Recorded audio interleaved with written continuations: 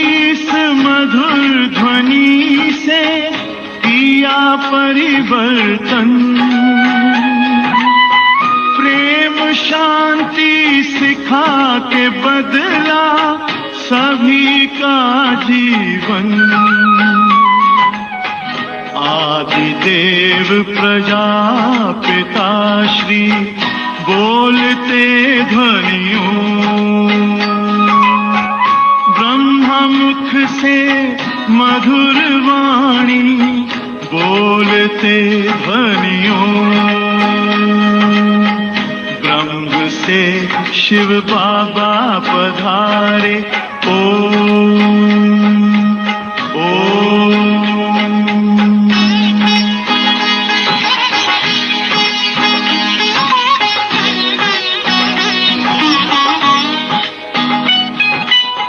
सोहनी सूरत मोहनी मूरत ज्ञान के मोती,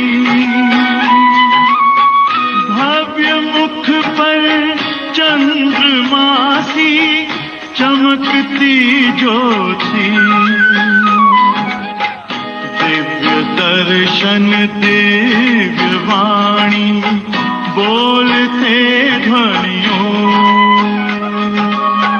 ब्रह्मा मुख से मधुर वाणी बोलते ध्वनियों, ब्रह्म से शिव बाबा पधारे। ओम ओम।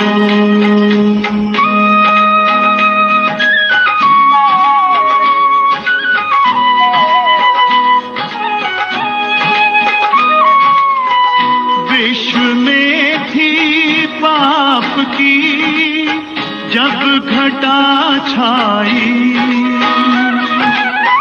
तब विभूति आप जैसी धरती पे आई।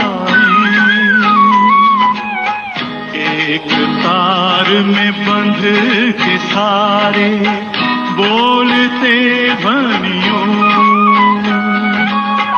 ब्रह्मा मुख से मधुर वाणी बोलते ध्वनियों, ब्रह्म से शिव बाबा पधारे बोलते ध्वनियों, ब्रह्मा मुख से मधुर वाणी बोलते ध्वनियों, ब्रह्म से शिव बाबा पधारे। ओम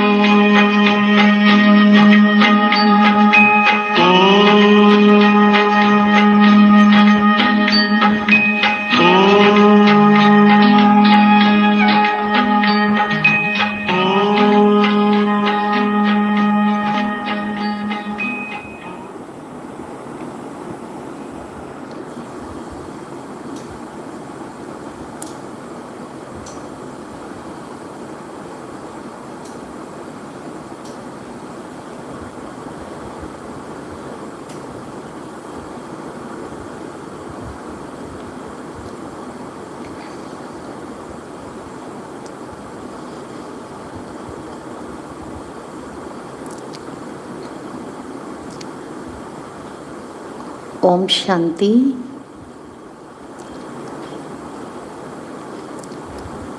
पिछली बार हम सभी ने यह सुना कि ओम मंडली इस संस्था का नाम कैसे पड़ा और ओम मंडली में आने वाले जो नर और नारी थे उनके जीवन में अद्भुत परिवर्तन आ रहे थे और सारा सिंध समाज उनके मानसिक परिवर्तन, उनके शारीरिक परिवर्तन, उनके चारित्रिक परिवर्तन उनको देखकर हैरान हो रहा था और सभी ओम बाबा की बहुत महिमा करते थे, गुणगान करते थे।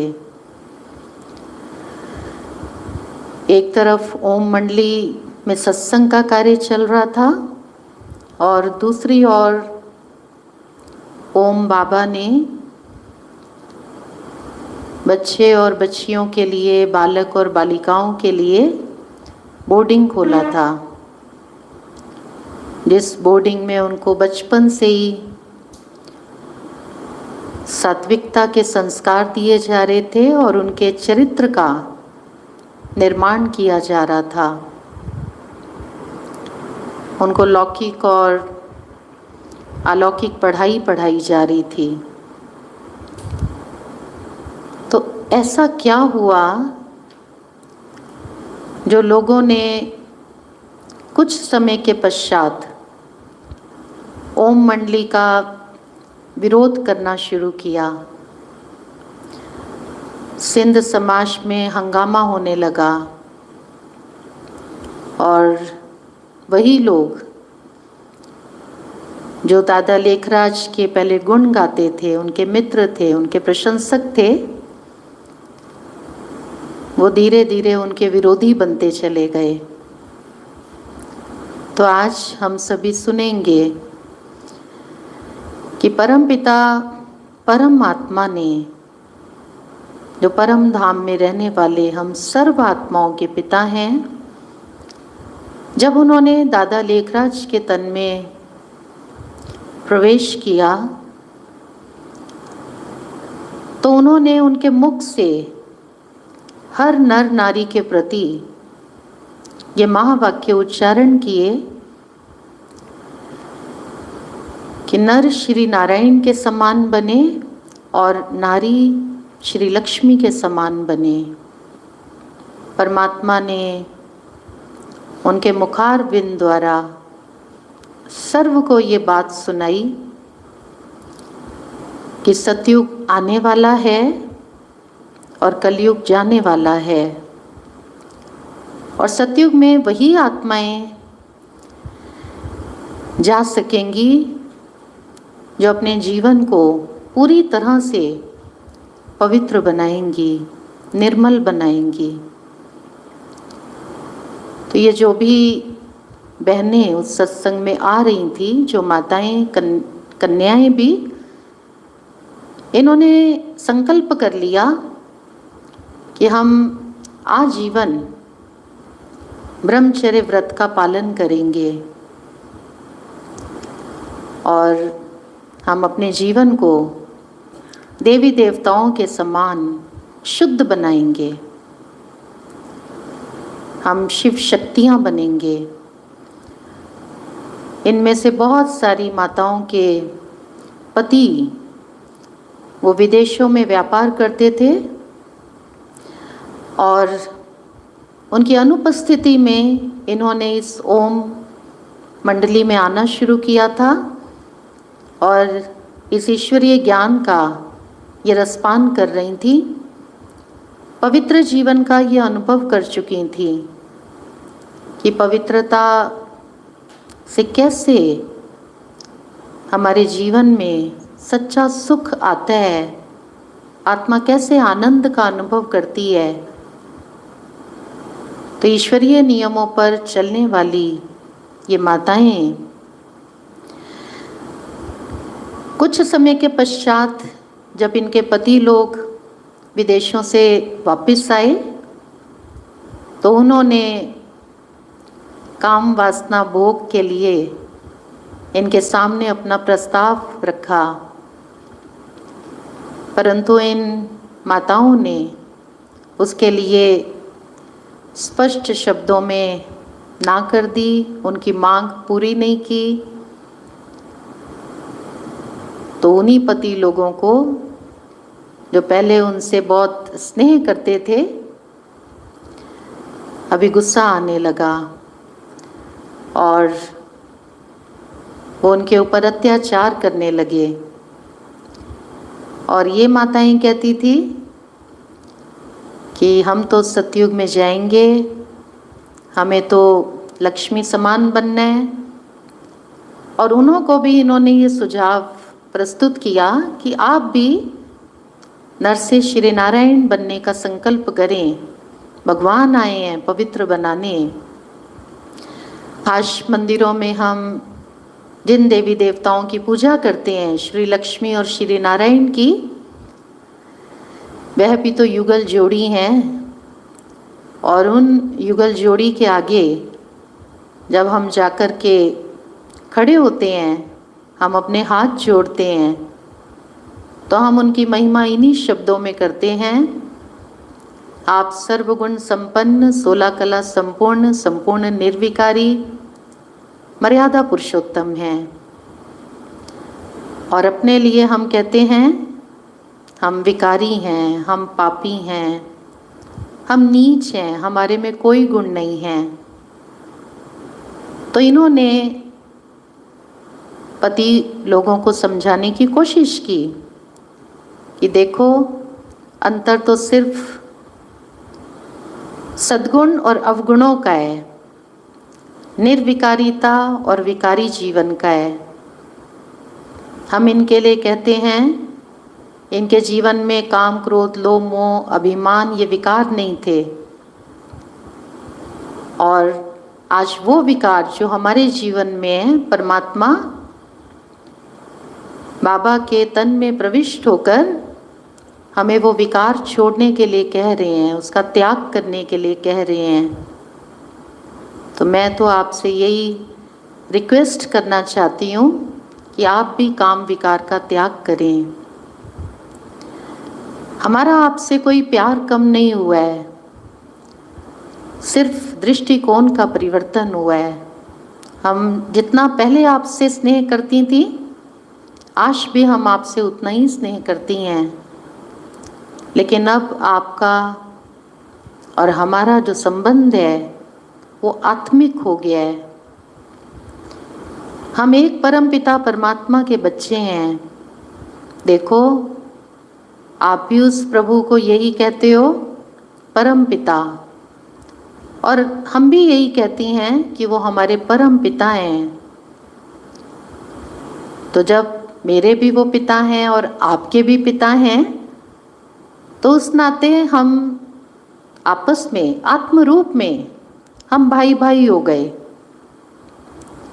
आप भी उसी प्रभु के अमर पुत्र हैं और मैं भी उस प्रभु की पुत्री हूँ। तो हमें अब ये काम विकार, ये जो विष है, इसको हमें पीना छोड़ देना चाहिए।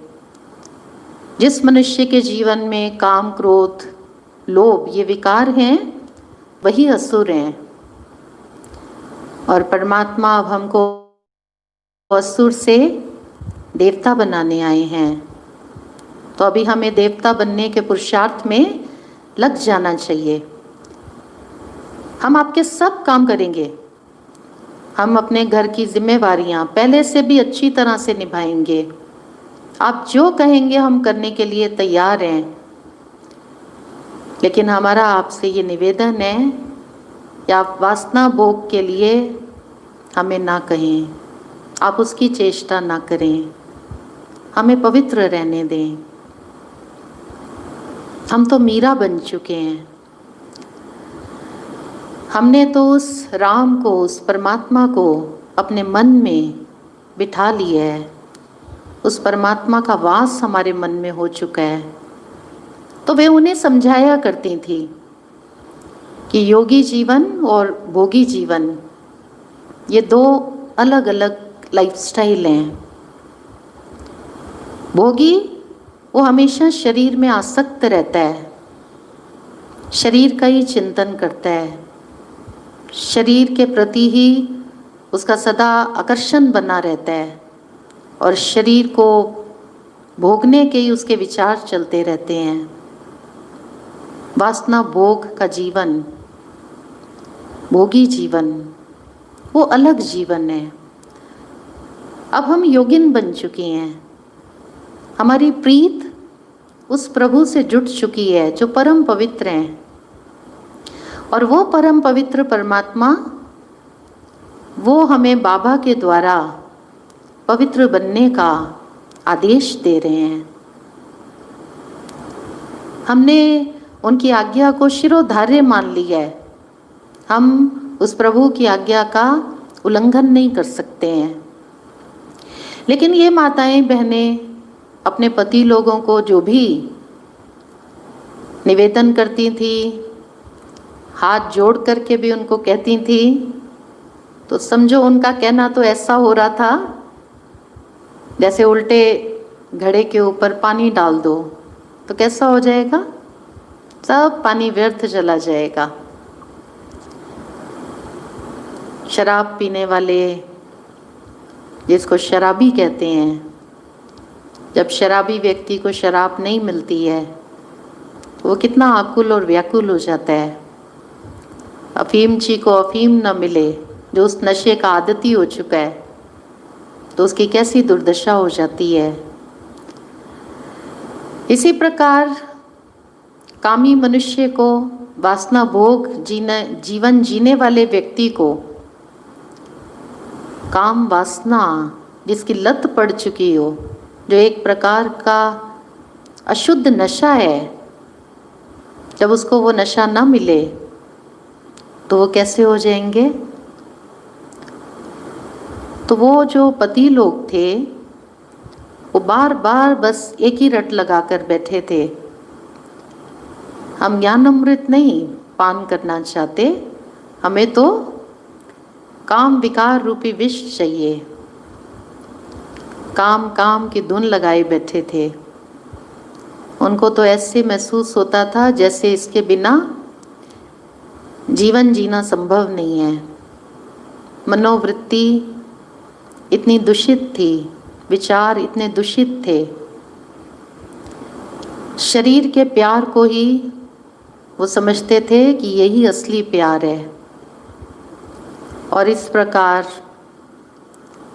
आत्मिक प्यार को न समझकर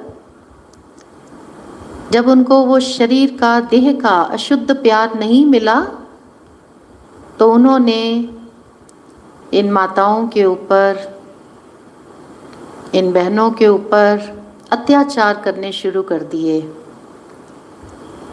और 3 माताओं को तो उन्हीं दिनों में, शुरू के दिनों में उनके पति लोगों ने मारा पीटा भी।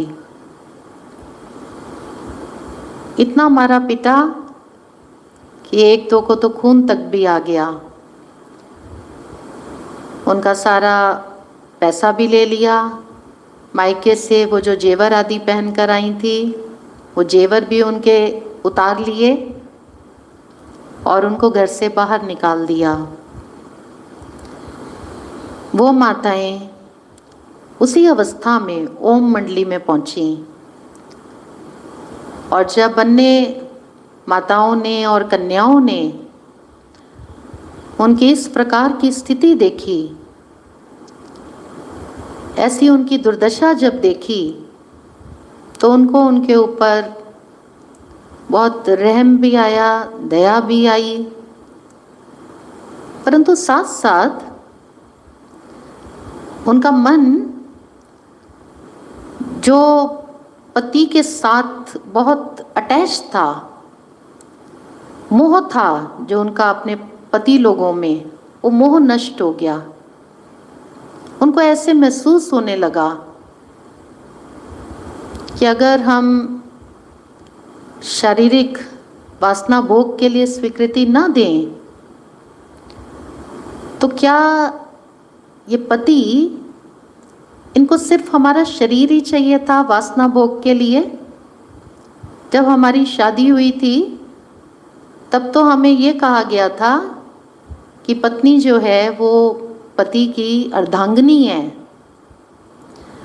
और आज जब अर्धांगिनी धर्म के रास्ते पर चलना चाहती है, पवित्रता के रास्ते पर चलना चाहती है, अपने जीवन को शुद्ध बनाना चाहती है, तो उसको ये पति लोग पशुओं की तरह मार पीट रहे हैं। तो उनका हृदय बहुत विचलित हुआ, विरक्त भाव उनके मन में पैदा होने लगे, मोह नष्ट हो गया, उपराम हो गए सबसे। और उन कन्याओं ने भी जो सोम मंडली में आती थी सत्संग के लिए, उन्होंने जब उन माताओं की इस प्रकार की स्थिति देखी तो उनको भी मन में बहुत वैराग आया और उन कन्याओं ने भी उनकी वो हालत देख करके अपने मन में ये पक्का संकल्प कर लिया कि हम भी कामी और क्रोधी मनुष्यों से कभी भी शादी नहीं करेंगे, हम अपने जीवन को पवित्र बनाएंगे। अब बाबा भी इसमें क्या कर सकते थे? जब माताओं और बहनों के संगठन ने इन 2-3 माताओं की इस प्रकार की हालत देखी, तब तो उन्होंने अपने मन में पक्का फैसला कर लिया कि हम इस पवित्र जीवन में आगे बढ़ेंगे। बाबा तो उनको हमेशा गीता का ही ज्ञान देते थे और गीता में ही लिखा हुआ है कि ज्ञानवान मनुष्य के शत्रु कौन से विकार हैं? काम, क्रोध, लोभ, मोह और अभिमान। तो ये माताएं जो हैं, ये काम विकार का जो त्याग कर रही हैं, ये अपनी स्व इच्छा से कर रही हैं। और पति लोग, उनकी काम की इच्छा पूरी नहीं हो रही तो गीता के वचन, काम से क्रोध की उत्पत्ति होती है।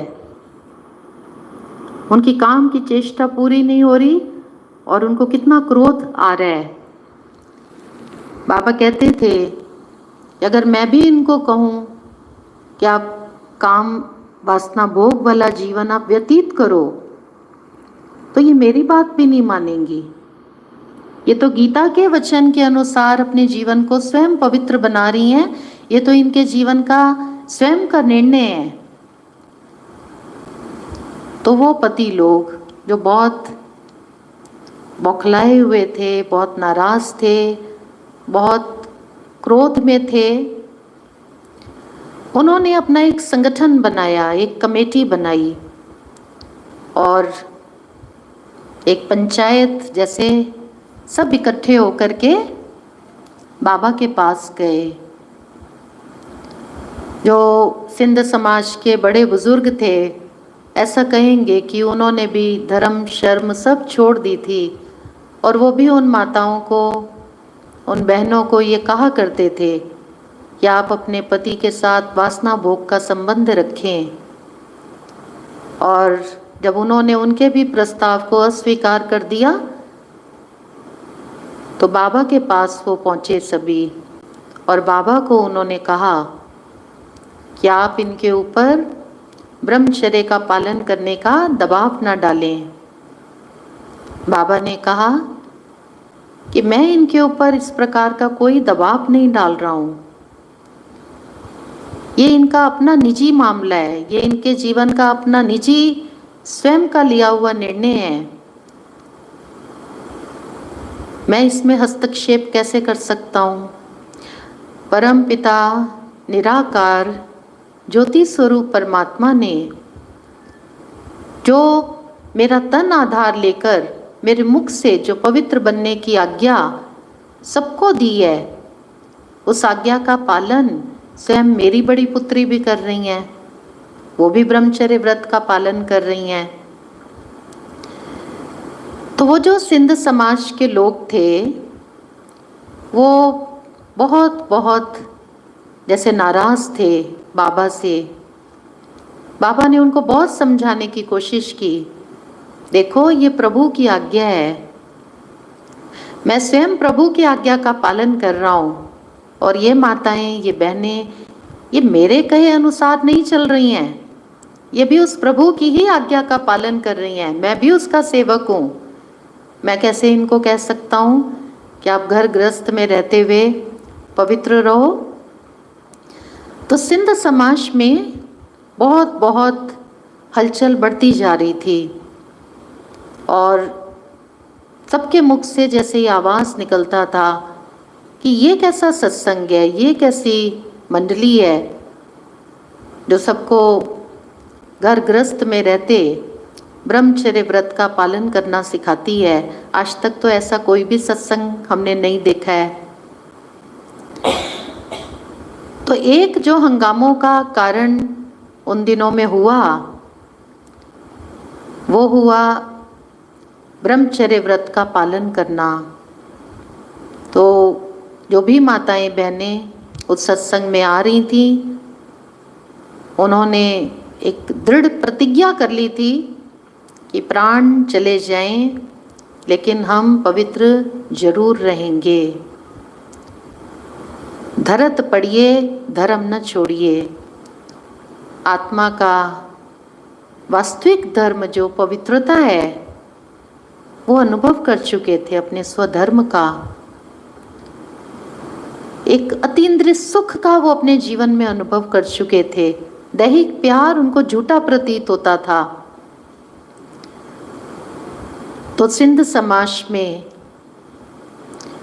जो खाने पीने वाले, तामसिक खान पान प्रयोग करने वाले जो लोग थे, जिनकी मानसिक वृत्तियां दूषित थी, गंदी आदतों के जो शिकार थे, वो प्रभु के इस कार्य को समझ नहीं पा रहे थे। और हलचल का एक और जो दूसरा कारण था कि जो बाबा ने माताओं और कन्याओं को इस कार्य में आगे रखा हुआ था, तो वो लोग ये भी देखकर हैरान होते थे कि एक घर की चार दीवारी में रहने वाली माताएं, कन्याएं जो बहुत पढ़ी लिखी भी नहीं हैं, आज ये इतने सुंदर सुंदर ज्ञान के कथन करती हैं, क्योंकि परम पिता परमात्मा शिव बाबा ने ब्रह्मा बाबा के तन में प्रवेश होकर ये भी आज्ञा दी थी कि ज्ञान का कलश वो माताओं के सिर पर रखा जाए।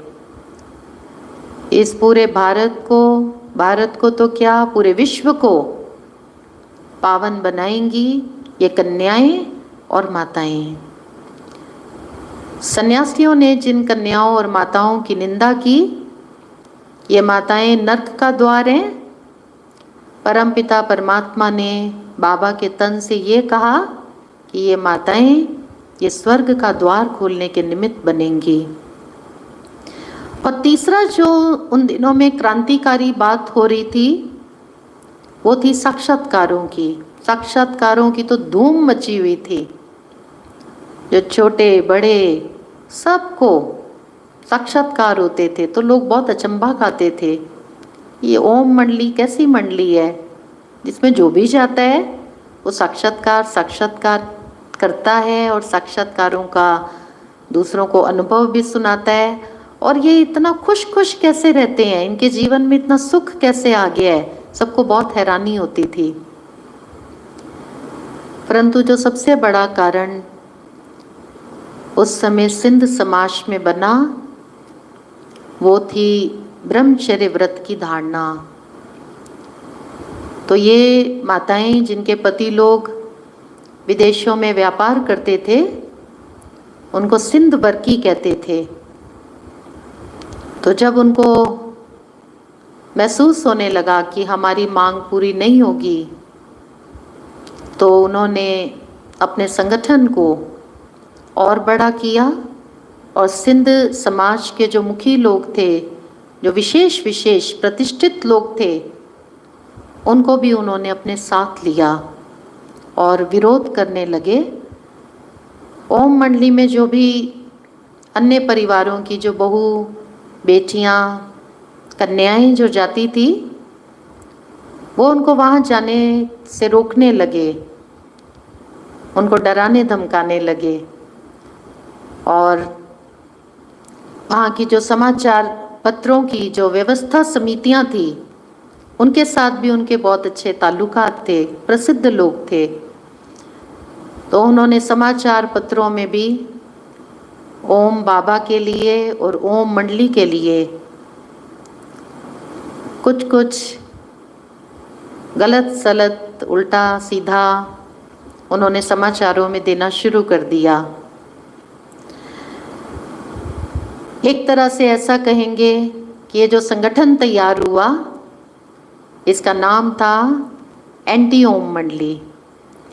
और ये जो एंटी ओम मंडली तैयार हुई थी, इसके जो मुखिया थे, जो हेड थे, उनका नाम था मंगाराम जी। और विशेष बात तो ये थी कि वो बाबा के पहले तो बहुत प्रशंसक थे, बाबा के बहुत गुणगान करते थे, बाबा के साथ उनका बहुत प्रेम था। और विशेष बात ये थी कि वो बाबा के बहुत निकट के संबंधी थे। बाबा की जो बड़ी पुत्री थी वो उनकी पुत्र वधू थी, और कुछ घरेलू खटपट के कारण, दुर्व्यवहार के कारण वो अपने सास ससुर का घर छोड़ के अपने पिता के यहाँ पर आई हुई थी, और इस कारण से वो काफ़ी क्रोध में भी थे। तो वो बाबा के जैसे विरोधी हो गए थे। और एक सेठ थे सिंध समाज में, उनका भी काफ़ी मान था, वो काफ़ी प्रतिष्ठित थे। उनकी जो बहू थी वो भी इस ओम मंडली में आया करती थी और ज्ञानामृत का पान करती थी। जिस स्थान पर ओम मंडली चलती थी उसके थोड़ी दूरी पर ही वो बहू उनकी रहा करती थी। उस सेठ के पुत्र ने शरीर छोड़ा था और उनकी बहू जो हैं, उनका जायदाद का कुछ बंटवारे की बात सेठ जी के साथ चल रही थी। तो वो सेठ, उन्होंने बाबा को कहा कि ये जो मेरी बहू आपके पास आती है, इसको आप मेरे पास वापस भेजें, इसको कहें कि ये मेरे पास आकर के रहे, और ये जो जायदाद की बात करती है इसको आप कहें कि जायदाद में से इसको कुछ भी नहीं मिलेगा। तो बाबा ने उनको जवाब दिया कि ये जो बहू के साथ आपका जो भी झगड़ा चल रहा है, जो भी बातचीत चल रही है, ये तो आपका निजी व्यक्तिगत मामला है।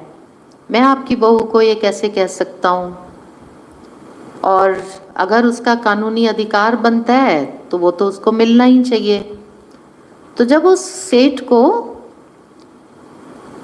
बाबा से इस प्रकार का जवाब मिला जिसकी उसको उम्मीद नहीं थी, वो समझते थे कि बाबा तो मेरे मित्र हैं, मैं जो कहूँगा बाबा मेरी बात को मानेंगे, और जब उनको अपने अनुकूल जवाब नहीं मिला तो वो सेठ भी बहुत क्रोध में आ गए और मंगाराम जी के साथ वो सेठ, वो भी एंटी ओम मंडली में शामिल हो गए। और एंटी ओम मंडली ने फिर आगे बहुत बहुत हंगामे किए, और उस सेठ ने भी आर्थिक सहयोग बहुत दिया ओम मंडली को। तो हलचल जैसे बढ़ती जा रही थी, हंगामे बढ़ते जा रहे थे। एंटी ओम मंडली वो सब लोगों को भड़का रहे थे, और जो भी बहनें, माताएं, कन्याएं आ रही थी उनके घर वालों के ऊपर वो बहुत बहुत दबाव डालने लगे और सबको वहाँ पर जाने से रोकने लगे। और उनकी बातों में आकर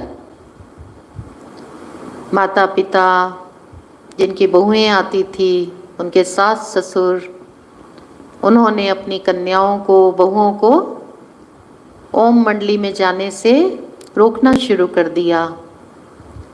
5-5, 7-7 तालों में उनको बंद कर दिया। और वो बेचारी माताएं, बहनें दिन रात उस प्रभु को याद करती थी, उसकी याद में प्रेम के आंसू बहाती थी कि ये कैसा समाज है। आज हम अपने जीवन को पवित्र बनाना चाहते हैं अपनी स्व इच्छा से, और ये समाज हमको पवित्र नहीं रहने देता है। आज इस समाज के लोग पवित्र कन्याओं की पूजा करते हैं। भारत में शक्तियों के, देवियों के कितने मंदिर हैं, और एक एक देवी, एक एक शक्ति, उसको माँ माँ कह के लोग पुकारते हैं। किसी भी देवी, किसी भी शक्ति का स्वरूप कुमारी का दिखाया गया है, पवित्र। और आज इन्हीं परिवारों में से हम जो बहनें, कन्याएं हैं, हम अपने जीवन को उन शक्ति स्वरूपा देवियों के समान पवित्र बनाना चाहती हैं। तो ये देखो कितने विघ्न डाल रहे हैं। तो एक एक की, माताओं की, बहनों की अगर हम गाथा सुने तो आंखों में आंसू आ जाएंगे। ऐसा समाज जिसमें पुरुषों को पवित्र रहने का अधिकार है, आज पुरुष अगर अपने घर बार का त्याग करके अपने बीवी बच्चों को छोड़ के जंगलों में चले जाते हैं, ब्रह्मचर्य व्रत का पालन करते हैं, उनको तो समाज में कोई नहीं रोकता। और हम बहनें, माताएं, जिनको सुनाया कि अर्धांगिनी कहते हैं, दोनों का समाज में बराबर स्थान है। आज हम अगर ब्रह्मचर्य व्रत का पालन करना चाहती हैं, पवित्र रहना चाहती हैं, ज्ञान अमृत पीना चाहती हैं, तो ये हमारे मार्ग में कितने रोड़े अटका रहे हैं। तो वास्तव में अगर देखा जाए, परमपिता परमात्मा का ये तो बाबा के तन में प्रवेश होकर एक बहुत ऊंचे धर्म की स्थापना का कार्य चल रहा था। सतयुगी दैवी सृष्टि की स्थापना का कार्य, एक ऐसी सतयुगी सृष्टि जहाँ पर सब देवी देवताएं संपूर्ण पवित्र होंगे। परंतु कलयुग के मनुष्यों को ये ज्ञान नहीं है। वो ये समझते हैं कि सृष्टि के प्रारंभ से ही इस संसार में अपवित्रता चली आ रही है। वेदों में, शास्त्रों में, ग्रंथों में मनुष्य ऐसा पढ़ते आए हैं कि ब्रह्मा जो हैं वो सरस्वती के ऊपर फिदा हुए, शंकर वो मोहिनी के ऊपर कामातुर हुए। श्री कृष्ण जी के बारे में ऐसा बताया जाता है कि उनकी 16,108 पटरानियाँ थी और गोप गोपियों के पीछे वो आकर्षित हुए रहते थे। तो जब मनुष्य ये सब वेदों शास्त्रों में लिखा हुआ पढ़ते हैं, सुनते हैं, तो वो ये समझते हैं कि संसार में तो प्रारंभ से जैसे काम वासना चली आ रही है। लेकिन परम पिता परमात्मा ने बाबा के मुख से ये सुनाया कि जो आने वाली सतयुग की सृष्टि होगी, उस सतयुग की दुनिया में जो श्री राधे श्री कृष्ण की दुनिया होगी, और वही श्री राधे श्री कृष्ण बड़े होकर जब श्री लक्ष्मी और श्री नारायण बनेंगे, तो सतयुगी दुनिया में जो संतान उत्पत्ति होगी वो योग बल से होगी। सतयुगी सृष्टि में संतान की उत्पत्ति का आधार काम वासना नहीं होगा। अगर काम वासना से वहाँ भी संतान को जन्म दिया जाता तो फिर हम इन देवी देवताओं की ये महिमा न गाते कि आप संपूर्ण निर्विकारी हैं, आप सर्वगुण संपन्न हैं। ये देवी देवताओं की दुनिया संपूर्ण पवित्र दुनिया, और आज कलयुग में भी अगर हम उसका उदाहरण देखें तो मोर और मोरनी का संबंध, जो राष्ट्रीय पक्षी है, कहते हैं कि मोर को जब आंसू आता है और मोरनी जब उस आंसू को धारण करती है तो उसको गर्भ धारण हो जाता है।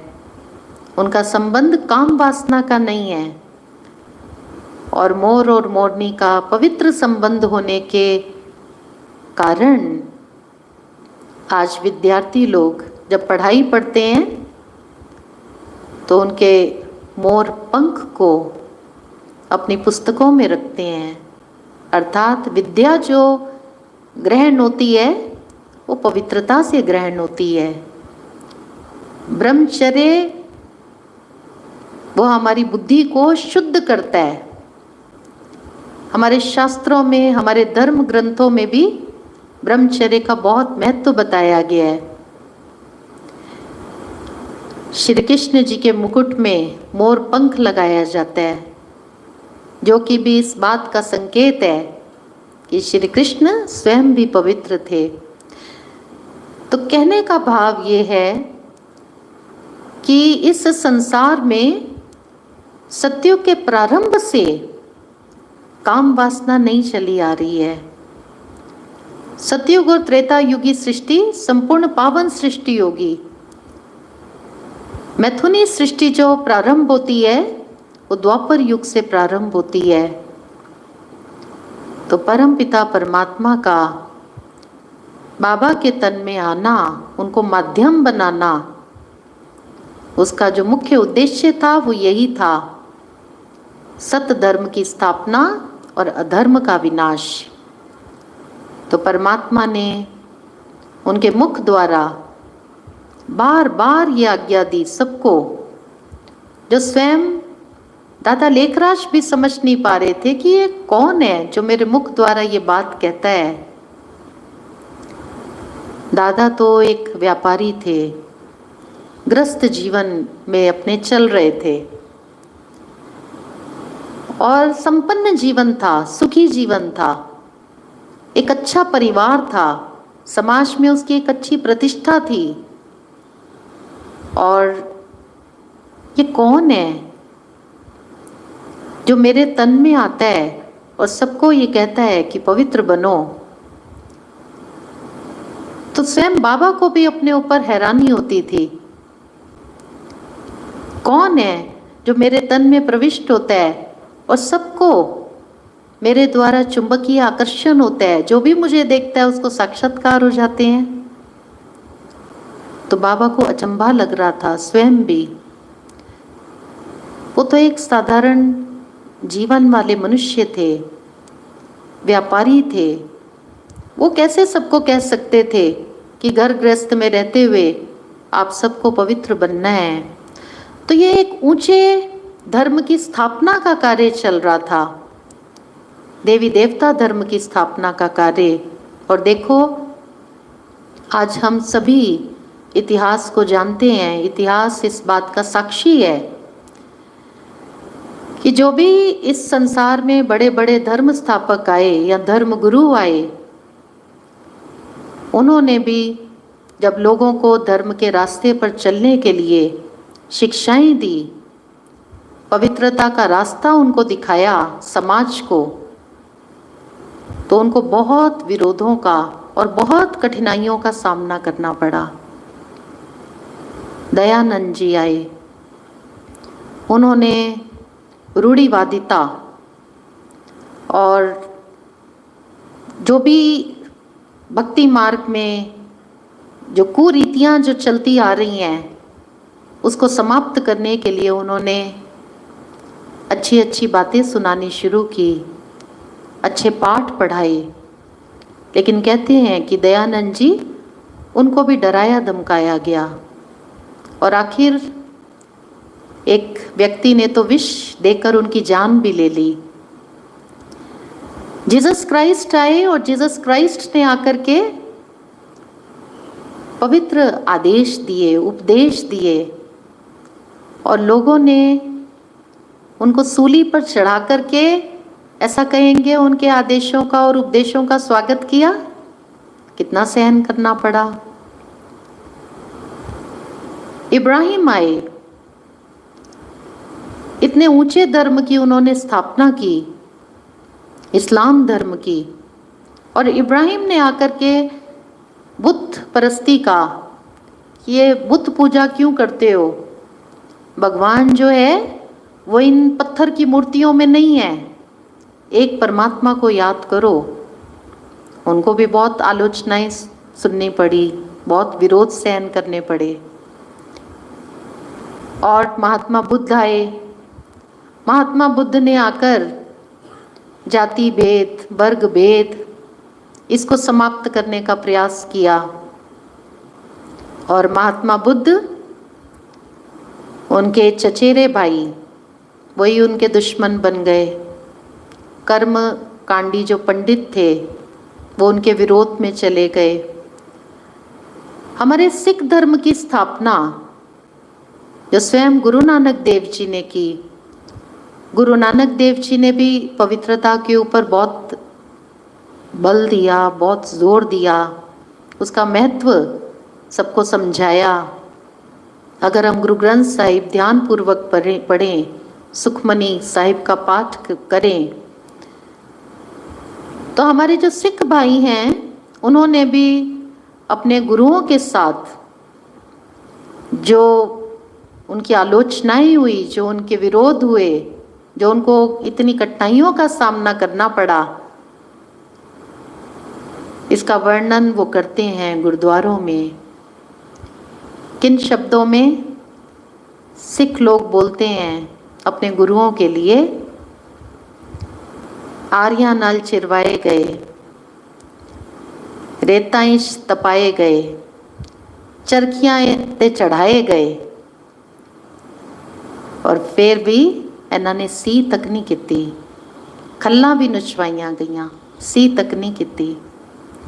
गुरु नानक देव जी कहते हैं उनको मजदूरों जैसा काम भी करना पड़ा। इतना बड़ा सिख धर्म, कितनी अच्छी अच्छी बातें वो समाज को सिखा रहे हैं। फिर तेग बहादुर, उनका शीश कटवा दिया गया। वीर बैरागी, उनकी खाल नुचवा दी गई। गुरु गोविंद सिंह जी के बच्चे, उनको जिंदा दीवार में चिनवा दिया गया।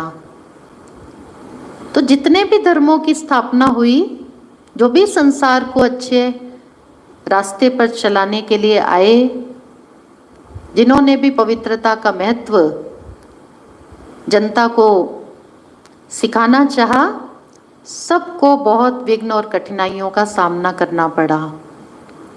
मीराबाई, उनका जीवन भी हम सब जानते हैं। छोटी सी थी, विवाह में गई थी अपने माता पिता के साथ, और उन्होंने अपनी उस अबोध आयु में, छोटी सी आयु में, भोलेपन में अपनी माँ से पूछा था कि मेरा दूल्हा कौन है। तो माँ ने उनको कहा, यह तुम्हारा दूल्हा श्री कृष्ण हैं, गिरधर हैं। लगन लग गई उनको। वहाँ से आई, श्री कृष्ण जी की मूर्ति लाई और पूजा करने लगी और गीत गाती थी, मेरे तो गिरधर गोपाल दूसरा न कोई। मैंने तो गिरधर जी को अपना वर मान लिया, अब मैं तो आजीवन पवित्र रहूंगी। और उनका विवाह राणा के साथ किया गया। लेकिन मीरा, वो उनके साथ अपवित्र संबंध, वासना भोग का संबंध जोड़ने के लिए राजी नहीं थी, बिल्कुल नहीं मानी वो। और राणा ने उनको विष का प्याला भी भेजा, मीरा को विष पीना पड़ा। और एक दिन गिरधर की आत्मा आई, ऐसा हम सुनते हैं, और मीरा की आत्मा को वो अपने साथ ले गए वैकुंठ धाम। तो वास्तव में ऐसा कहेंगे कि ये तो सत्य धर्म की स्थापना के लिए, अधर्म का नाश करने के लिए, जब परम पिता परमात्मा साधारण मनुष्य तन का आधार लेकर इस धरती पर आते हैं, और वो जब नर नारी को पवित्र बनने की आज्ञा देते हैं, तो जो कन्याएं, माताएं अपने जीवन में पवित्रता का संकल्प पक्का धारण करती हैं, वास्तव में वही सच्ची सच्ची ज्ञान मीराएं हैं। महात्मा गांधी, वो भी सत्य, अहिंसा और ब्रह्मचर्य के पुजारी थे, और उनके साथ भी हम सब जानते हैं कि क्या हुआ। तो ये परमपिता परमात्मा का बहुत बहुत ऊंचा कार्य चल रहा है, नर को श्री नारायण बनाने का और नारी को श्री लक्ष्मी बनाने का। बाबा स्वयं इस कार्य से शुरुआत के दिनों में पूरी तरह से ज्ञात नहीं थे, अनभिज्ञ थे, तो स्वयं बाबा को भी आश्चर्य हो रहा था अपने ऊपर कि ये कौन है जो मेरे मुख द्वारा ये सब बातें कह रहा है, ये आदेश दे रहा है सबको। बाबा तो जब लोगों ने आलोचनाएं की, हंगामे किए, विरोध में खड़े हो गए, कहाँ सारा सिंध समाज बाबा का प्रशंसक, और आज देखो तो स्थिति एकदम विपरीत है, सारे एकदम बाबा के विरोध में खड़े हैं। तो बाबा कभी कभी मुस्कुराते थे और बाबा कहते थे, सिंधी में एक कहावत है, वाट विंदे ब्राह्मण पातो, रास्ते चलते ब्राह्मण फंस गया। मान लीजिए कोई ब्राह्मण किसी कार्यवश कहीं जा रहे हैं और उसको रास्ते में कोई गृहस्थी पकड़ ले, तो वो ब्राह्मण कहता है मैं तो फंस गया, मैं तो अपने धंधे पर अपने काम के लिए जा रहा था, मेरे को आपने बीच में ही बांध लिया। तो बाबा भी कहते थे कि मेरा तो इतना अच्छा संपन्न व्यापार था, सोने हीरे चांदी का, इतना सुखी जीवन था मेरा, मैं अपनी गृहस्थी में मस्त था, और प्रभु ये आपने क्या किया, आपने तो मेरे को फंसा दिया। अब जो लोग आंदोलन कर रहे थे, हंगामे मचा रहे थे, उनके पास तो 2 चर्म चक्षु थे, तो उनको तो सामने बाबा कहते थे मैं दिखाई देता हूँ, मेरा ये तन दिखाई देता है। उनके पास तीसरा नेत्र नहीं था, दिव्य नेत्र नहीं था, और दिव्य नेत्र ना होने के कारण वो उस परम पिता परमात्मा को पहचान नहीं पा रहे थे, उसके कार्य से वो अनभिज्ञ थे। तो इस तरह से सिंध हैदराबाद में हंगामे हो रहे थे, आंदोलन शुरू हो गए थे, और एंटी ओम मंडली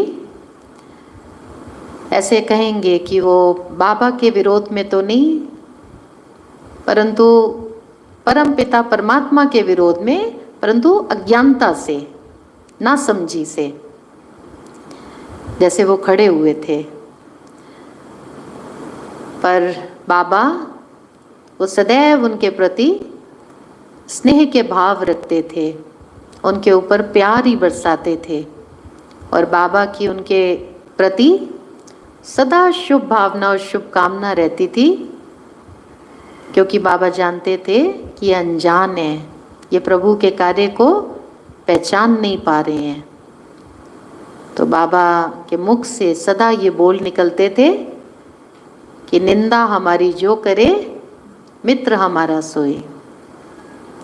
ये निंदा कर रहे हैं, अज्ञानता के कारण कर रहे हैं, तो ये तो मेरे मित्र हैं। तो आगे क्या हुआ वो फिर हम अगले भाग में सुनेंगे। ओम शांति।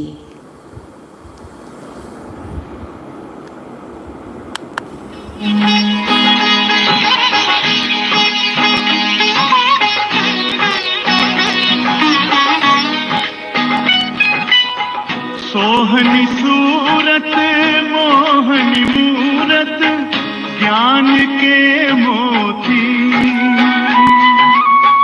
भव्य मुख पर चंद्रमासी चमकती ज्योति,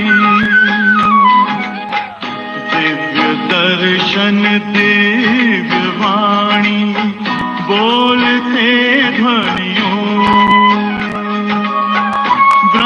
मुख से मधुर वाणी बोलते ध्वनियों, ब्रह्म से शिव बाबा पधारे। ओम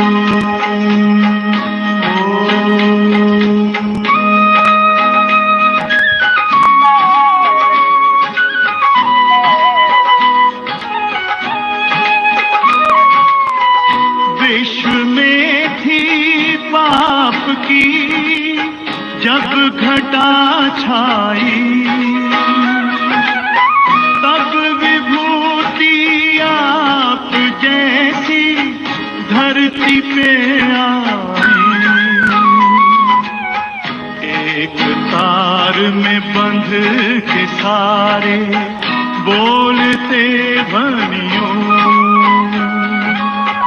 ब्रह्मा मुख से मधुर वाणी बोलते ध्वनियों, ब्रह्म से शिव बाबा पधारे बोलते ध्वनियों, ब्रह्मा मुख से